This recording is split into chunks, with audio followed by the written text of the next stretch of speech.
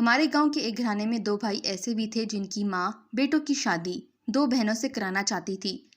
اس کا کہنا تھا کہ میری دونوں بہویں اگر آپس میں سگی ہوں گی تو صلح صفائی اور محبت سے رہیں گی اور ہمارا گھر ان کے اتفاق کی برکت سے جڑا رہے گا۔ وہ بدلے میں اپنی لڑکی کا رشتہ بھی دینا چاہتی تھیں۔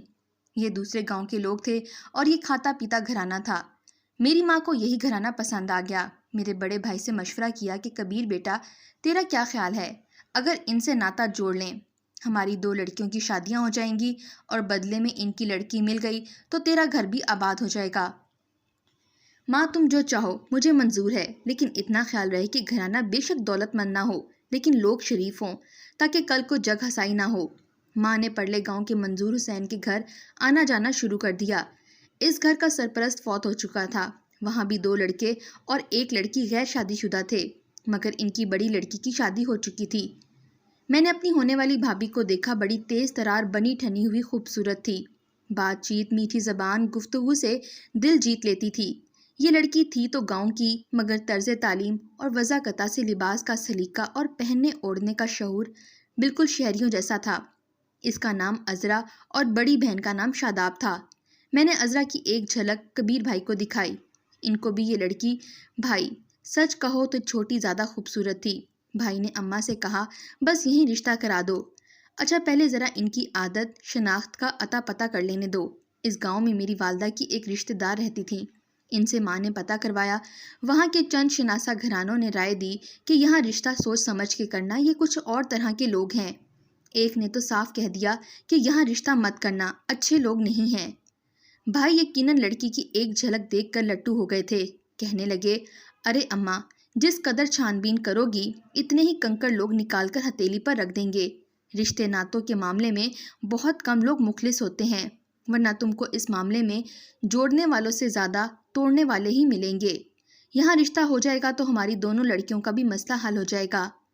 کہتے تو تم ٹھیک ہو، عفت اور ندرت ایک گھر میں ہوں گی تو دونوں بہنیں دکھ سکھ میں ایک دوسرے کا ساتھ بھی دیں گی۔ غرض اماں نے حامی بھر لی اور رشتہ طے ہو گیا۔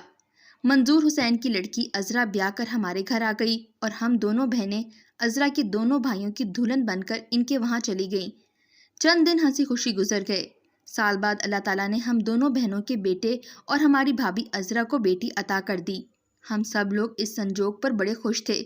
بظاہر کوئی اختلاف نہ تھا، سوائے اس کے کہ ہماری بھابھی اکثر و بیشتر اپنی بیاتہ بہن کے گھر گئی رہتی تھیں۔ ہماری اماں کو بس اسی بات پر اختلاف تھا کہ بہو ماں کے گھر جانے سے زیادہ بڑی بہن کے ہاں جانا پسند کرتی ہے۔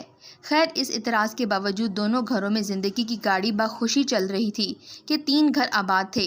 اماں جب بھی کبیر بھائی سے اس کی بیوی کی بہن کے ہاں جانے رہنے پر شکایت کرتی، بھائی ان کو سمجھا دیتے کہ ذرا صبر سے کام لو، رفتہ رفتہ اپنے گھر میں دل لگا لے گی۔ شروع میں ایسا ہی ہوتا ہے۔ عذرا کو بڑی بہن سے بہت لگاؤ ہے، تبھی وہ وہاں چلی جاتی ہے۔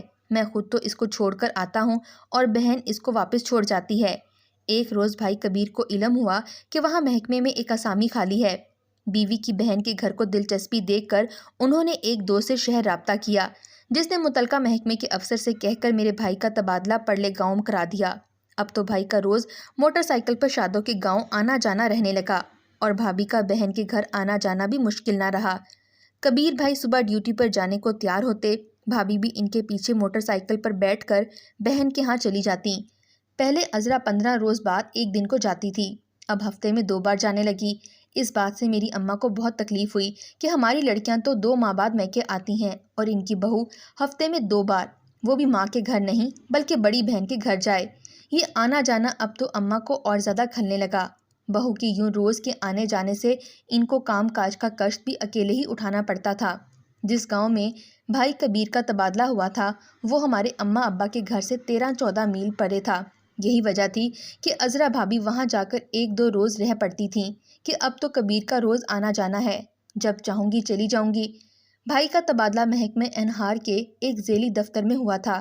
یہاں کام کا اتنا دباؤ نہ تھا، ملازمین ویلے بیٹھے ادھر ادھر کی باتیں ہانکتے اور کبھی کوارے مردوں والی گپ شپ بھی کرتے تھے۔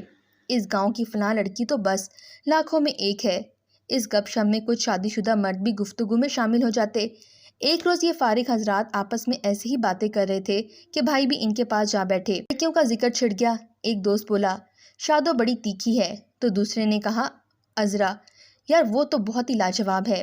ہاں، اگر اس پر زیادہ مال خرچ کرنا پڑے گا، شاید جب سے اس کی شادی ہوئی ہے آسانی سے تو مل نہیں سکتی، جب شادوں کا موقع لگ جائے گا وہ مل سکتی ہے۔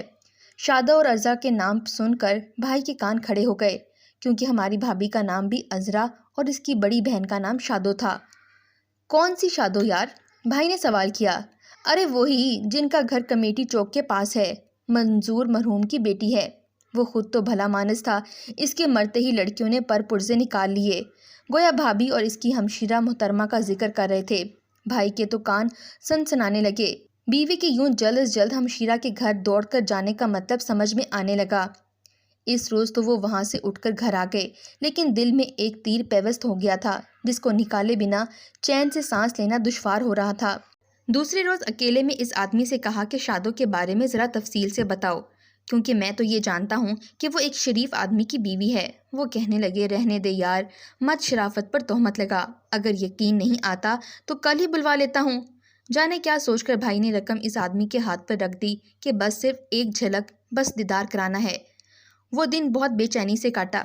کبیر نے دعا مانگی کہ خدا کرے وہ شادو ان کی بیوی کی بہن یعنی ان کی سالی نہ ہو۔ بھائی نہ تو اپنے گھر کی بربادی چاہتے تھے اور نہ ہم دونوں بہنوں کو اجاڑ کر گھر واپس لا بٹھانا چاہتے تھے۔ بھابھی عذرا سے انہیں بہت پیار تھا، تصور بھی نہیں کر سکتے تھے کہ ان کو طلاق دے دیں گے، لیکن اب تو شیر کے منہ میں سر دے دیا تھا، اور جو کہتے ہیں کہ اوکھلی میں سر دے دیا تو موصل سے کیا ڈرنا، سو موصل کو خود دعوت دے بیٹھے تھے۔ شام کو اسی شخص کے ڈیرے پر ان کے ساتھ گئے اور رات ہونے کا انتظار کرنے لگے۔ دل دھڑک رہا تھا، حلق خشک تھا، یوں لگ رہا تھا کہ ابھی کچھ دیر میں سور پھونکے جانے والا ہے۔ رات کے 10:30 بجے تھے۔ ایک شخص ایک برقع پوش عورت کو لے کر آ گیا۔ لالٹین کی روشنی میں کبیر بھائی نے اس کو دیکھا، وہ شادو ہی تھی، ان کی سالی، جس کی عزت وہ بہنوں کی طرح ہی کرتے تھے، ان کی پیاری بیوی کی بہن تھی۔ اس کا گورا گورا مکھڑا کالے برقعے میں چمک رہا تھا۔ جو ہی اس کی نظر بھائی پر پڑی، چہرے کا رنگ فک ہو گیا۔ اچھا تو تم ہو وہ شادو جس کے سارے گاؤں کے آوارہ مزاج مردوں کی زبان پر چرچے ہیں؟ یہ کہہ کر وہ وہاں سے اٹھ کر باہر نکل گئے اور موٹر سائیکل پر بیٹھ کر گھر آ گئے۔ رات کسی طرح قیامت کی مانند کٹی اور صبح ہوتے ہی ماں کو سارا واقعہ سنایا کہ عذرا کو طلاق دے دی ہے۔ ماں نے لاکھ منع کیا، روکتی رہیں کہ بیٹا وہ شادو تھی، عذرا تو نہ تھی۔ تم بس بیوی پر روک ٹوک لگاؤ کہ وہ ادھر کا رخ نہ کرے اور نہ ہی ان سے کوئی واسطہ رکھے۔